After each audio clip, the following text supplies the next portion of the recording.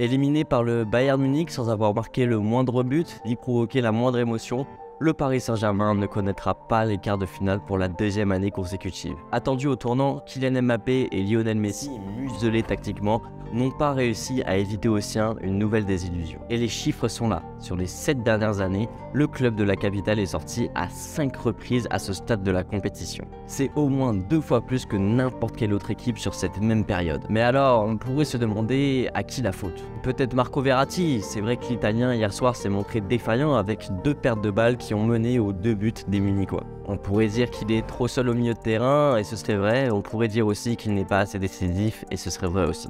Parce qu'au-delà du non-match qu'il a proposé hier soir, le milieu de terrain cristallise les échecs répétés du PSG depuis des années. Indépendamment de leur volonté, lui et Marquinhos sont peut-être devenus les visages des fiascos parisiens sur la scène européenne. Ils ont toujours été là, ils ont toujours aussi été considérés comme des joueurs importants de l'équipe, mais ils n'y sont jamais arrivés. Parfois absents, mais souvent pas au niveau, les deux cadres n'ont jamais réussi à faire passer au PSG ce cap dont il avait besoin. Alors bien sûr, leur talent est indéniable, surtout pour l'Italien, mais ont-ils déjà fait partie des 3 meilleurs joueurs du monde à leur poste? Ils ont vu passer plusieurs effectifs, plusieurs entraîneurs, mais sont les seuls à n'avoir jamais été remis en question. Mais bon, même si on peut leur reprocher certaines choses, remettre la faute sur uniquement 2 joueurs serait cruel, parce qu'ils font juste partie du problème qu'est l'écosystème du Paris Saint-Germain, représenté par le manque de cohérence sportive du club. Parce que oui, c'est magnifique de recruter un joueur comme Lionel Messi.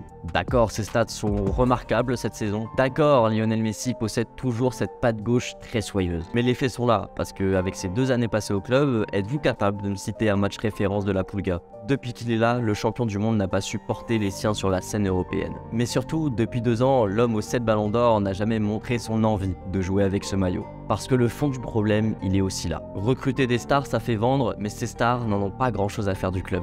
Quand bien même leur orgueil ou leur compétitivité les motive, comme Ramos hier soir, ils ne savent pas vraiment pourquoi ils jouent. Mais bon, le véritable fautif de ce projet raté, vous vous en doutez bien, c'est la direction du club.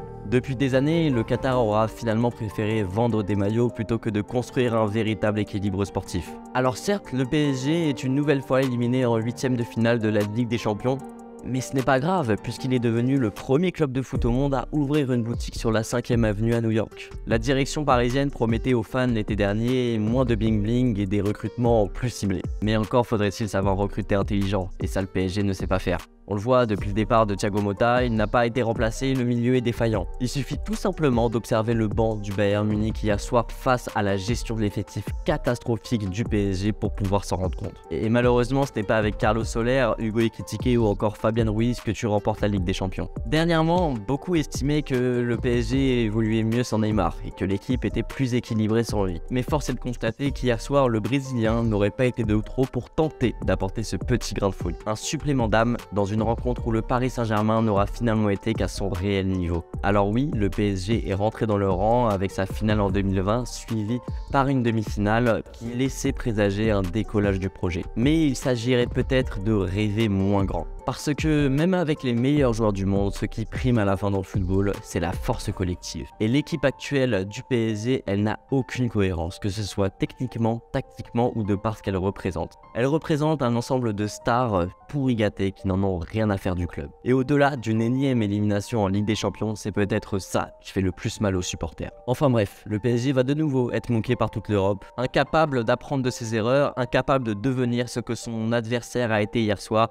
Le Paris Saint-Germain cultive lui autre chose, la culture de l'échec. Mais bon, avec le PSG, il est toujours question de nouveaux projets, donc rendez-vous à l'été 2023 pour le premier épisode de la 12e saison.